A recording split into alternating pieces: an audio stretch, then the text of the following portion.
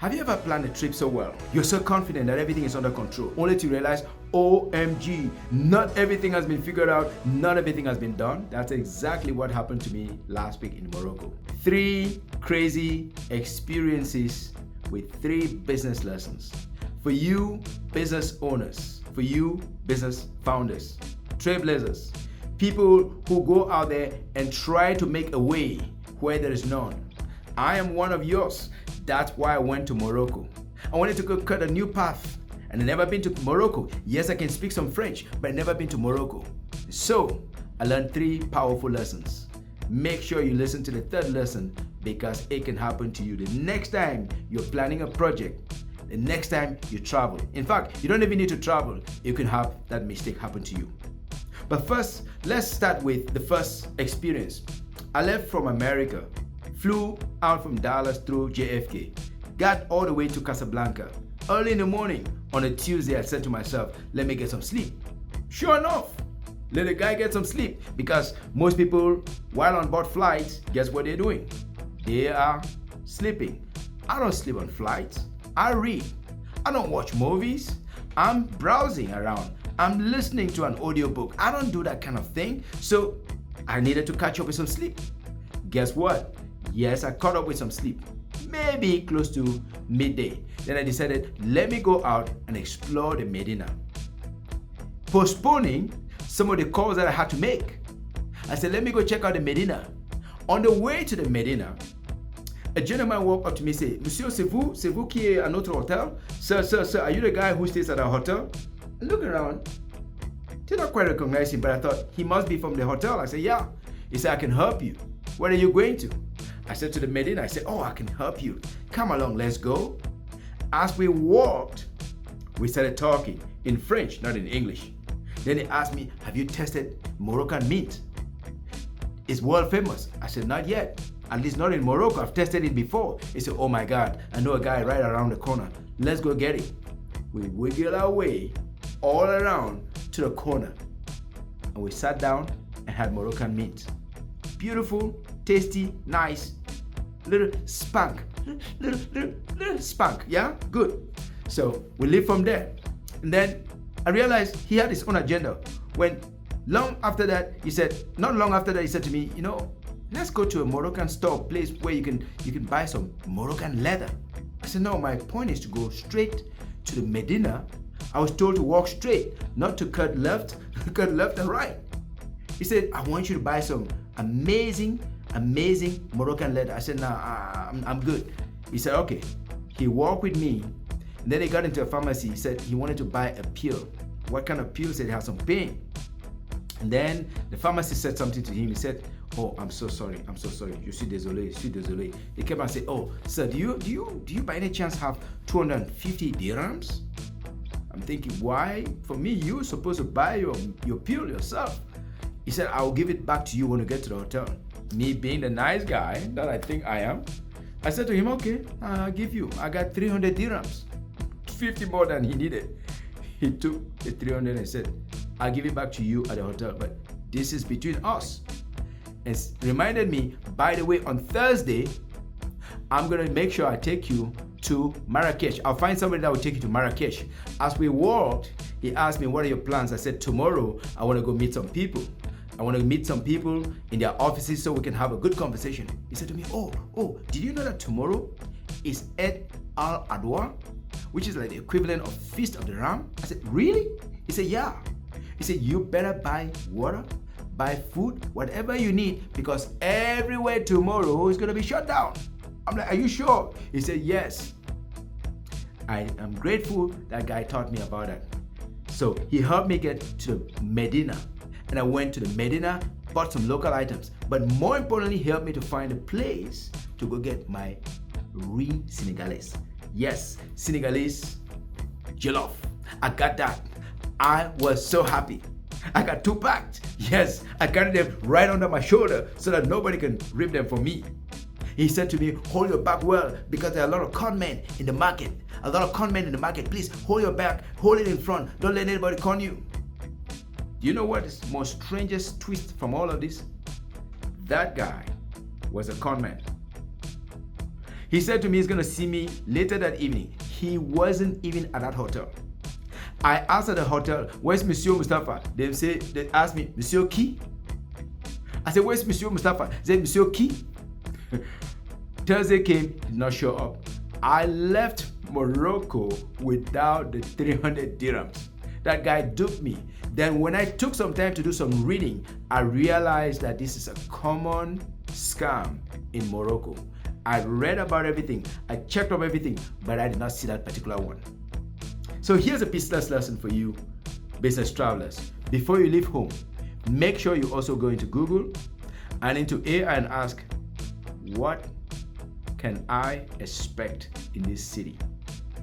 Are there some good, the bad, and ugly? What's the good, the bad, the ugly that you can experience in that city? Until you read that, please do not leave home, because the con man who conned me was telling me to be careful about other con men. Can you believe that?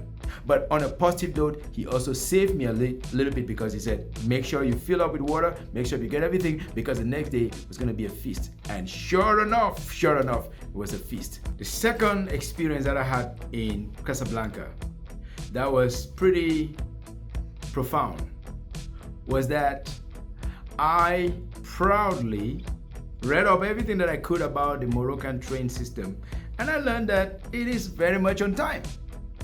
And that's a good thing. I read up all that I could, and I bought my train on a train called Ninja. Can you believe that? The name is Ninja. The train was supposed to take me from Casablanca all the way down to Marrakech. You may say, what's the deal with Marrakech when all your important business contacts are out of town? Well, not all quite. There were still a few that I was hoping to see, but eventually I realized that they were all on Feast Adwa, because it was a feast that lasts almost 5 or 6 days. They even tell me that it's the equivalent of Christmas. But anyway, I bought my tickets to ride a train from Casablanca to Marrakech. Got up promptly in the morning because I learned the train is always on time.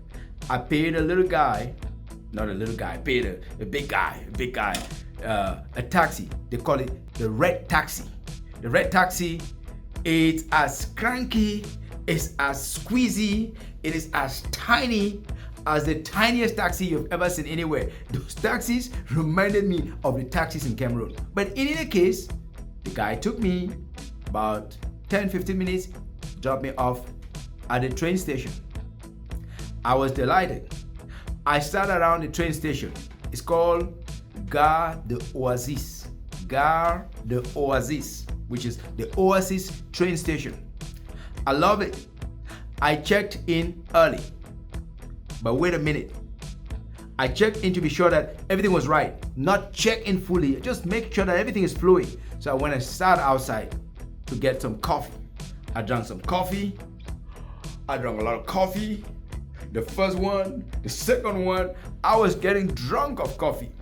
And then I said, let me go do my real check-in to be sure that everything is cool, so when it's time, I can go. I went and verified, yes, there's a train at 10, I think it was about 10:55. Sure enough, there's a train at that time. And I showed him, proudly pull out my phone and showed him the ticket. He looked at it and he said to me, sir, this is not today. That was yesterday. I was like, are you sure? He said, yeah, that was yesterday. I said to him, no, sir, this is my ticket. I bought it already online. He said, yeah, it was yesterday. I said, sir, this is my ticket. I bought it with my own money, with my own hard-earned money. I want to travel to Marrakech. He said, wait a minute, but look at the date. The date is not right. Oh my God. Oh my God. I look at the date. It was painful. It was the day before. I was supposed to have traveled the day before. So it looked like the whole thing was forfeited. Have you ever had something forfeited on you? That was a real occasion for me to think about my own foibles. And I said, vraiment, c'est ma faute. It's my fault. It's my fault. And then I pull out my credit card, slapped it on the table again. to charge it again the equivalent of about 40 or 50 US dollars to travel to Marrakech. And it was painful. So I decided, you know what? Since I paid this again, I'm going to go get another coffee. And when I took another third coffee, I was so drunk of coffee. As I sat on that train finally when he left, with my bags heading to Marrakech, I was just looking out like that, thinking about paying for the same ticket twice because I did not verify the date. How did I miss that? Is it because I bought it from US? A different system? I cannot believe what had happened. Ladies, friends, trailblazers, story warriors, I can tell you this. Before you leave home, make sure you verify the dates, because what goes around comes around. I have seen that movie before. Once I was driving from East Coast to West Coast, and we paid for a room in Kentucky, in Louisville. They call it Louisville, even though it's Louisville. And I got there, and they told me, sir, this is not the night you booked. You booked 1 month ahead. So this movie was a deja vu. But because it's been several years, I made that mistake again. It taught me a powerful lesson. Your calendar is only as good as it gets. Your calendar is only as good as you verify. To book is not to get a train ticket. I say this because some of you road warriors, some of you founders, trailblazers, and change makers, you're always on the road. The next time you book something, make sure you verify the date, because the date is all that matters. Otherwise, you could easily part with your hard-earned money like I did in Casablanca. Big lesson: before you leave home, verify your dates. Have you ever heard that first fool is not a fool? Second fool is a fool. But first, come with me to Marrakech, this amazing medieval city in the heart of the Sahara Desert. Marrakech was a city everybody told me, make sure you go to Marrakech. If you go to Morocco, go to Marrakech. Don't come back home if you didn't go to Marrakech. So I made sure that I made time to go to Marrakech. And yes, that's the reason why I was buying the same train ticket twice. All right, the journey from Casablanca to Marrakech was a beautiful one. Beautiful mountains, amazing views, a lot of high-rise buildings, and yes, a lot of countryside too. But it got me thinking, Morocco, are you sure you're really in Africa? You look more like Europe. But it's interesting because every now and then, you find some interesting things. Before I went, I was told, be very aware that in Marrakech, you're going to experience animal cruelty. Animal cruelty is right there and then. And sure enough, I saw animal cruelty in Marrakech. But you know what? I'm getting ahead of myself. Let's retract a little bit. Let's pull it back a little bit. Because as I arrived in Marrakech around 2-3 p.m. at the gare, this train station, I asked for directions. I went into the information booth. I said, I'm looking for Safia Hotel. The lady said to me, oh my God, Safia Hotel, you're gonna be in a taxi for at least 30 minutes. I'm like, really? Really? Yeah, sure, it's about 30 minutes. I was a little bit concerned because I have to be getting Uber or some kind of taxi rouge, the red taxi. But then, usually I try to re-verify things like that. So I stepped outside, I walked to a police officer. I said, sir, monsieur, je suis en train de chercher les renseignements. I'm looking for directions. He said, where to? I said, I'm looking for Safia Hotel. He said, Safia Hotel? It's just across the road. Try to just cross across the road. I said to him, no sir. They already told me inside that's going to take about 30 minutes to get there. He said, are you sure? I said, yes. He said, show me the address. I showed him the address. He said, are you sure you want to take a cab? That's a taxi, right? That's a hotel right over, right there. Just cross the street. I thought about it for a minute. I said, if it's just across the street, I may as well just cross. Why do I want to why do I want to spend money?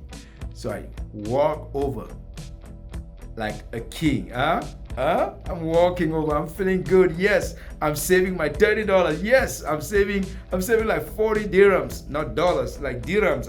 I'm feeling special.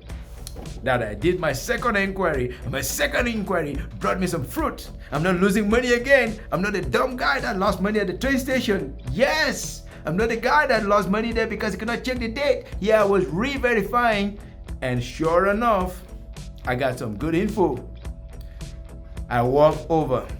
Upon checking in, I was told, Monsieur, le date n'est pas juste. The date is not right. What do you mean the date is not right? He said to me, you had booked to stay here yesterday. Yesterday? Are you sure? Once again, I'm a fool of my own self. And by the way, the room rates have gone up a little bit. At this moment, I said, I'm not too proud to act things out a little bit. I said, pardon monsieur, je suis vraiment désolé. Pardon monsieur, j'ai trop dépensé. Ça c'est le 7e fois que je perds de l'argent. Please forgive me. I've lost so much money. Please. I started to pretend like I was losing my breath. The guy felt sorry. Instead of 600 dirhams, he cut it down to about 400 dirhams. The equivalent of $40. I was living in a cheap hotel. Yes, I'm like a backpacker. Yes, I'm like a backpacker. I'm from Africa. I'm cheap. Yes. Check me in. But check this out. The hotel has good air conditioning, but it has the lowest table I've ever seen in the world. The lowest hotel table ever. I put my laptop on it. I'm literally looking down like that to see whatever is on my laptop. There is no way I could look up like that. I have so much backache now, even 7 days later, because of that low table. But to cut a long story short, I was able to get into that hotel, paid about 400 dirhams. And then I went on a walk to the Medina. Another Medina, yes, another Medina. This is something about Morocco. It appears in the medieval times, villages or cities used to congregate and build together in a way that there's a fortress that they can protect themselves from any attacks. You know about the Berbers. Remember when the time that Islam was spreading, the Berbers were congregating and they are very communitarian. And it looks like because they live in forts, they were able to protect themselves more. So I wanted to see the old fort, and I went into the old fort, which by the way is a UNESCO protected or historic site. Oh yes, the Medina in Marrakech is not your ordinary Medina. It's a protected site. But even the square outside of the Medina, just over from the mosque, is also a protected site. It has pictures from prehistoric time, and they're continuously living in that facility. They've continuously been selling, trading in that market square outside of the Medina. But you know what's even more fun, more phenomenal? That Medina is about 17 kilometers wide. I said it right. About 17 kilometers wide. It is complicated, it is big. And so to get a tour of the Medina, guess what I did? I had to bundle up my concern about animal cruelty and sat on a horse-drawn carriage. For 1 hour, I was sitting on a horse-drawn carriage going like this. It was juggling. It was literally juggling all through the city. I was all over the place. I was seeing the city. I was having a good time, but at the expense of the horses. On one side of me, I'm feeling terrible that I'm treating the horses bad. On the other side of me, I'm like, but I need you guys to get me around. I need to see this history and take some pictures. And yes, I got lots of pictures. But there's one place you must not take a picture. Do not try it with any of the guards or in front of the royal palace. The royal palace is off guards. We went around, took pictures everywhere except the royal palace. So when we finished, I came back to the Medina, the front of it, the market square, and shopped around and bought stuff and made sure I got some stuff for my wife because I don't want to get into trouble. When you're away for a week, you better come back good, otherwise you get into trouble. So to cut a long story short, day 3 taught me that a hotel booking without a date is no booking.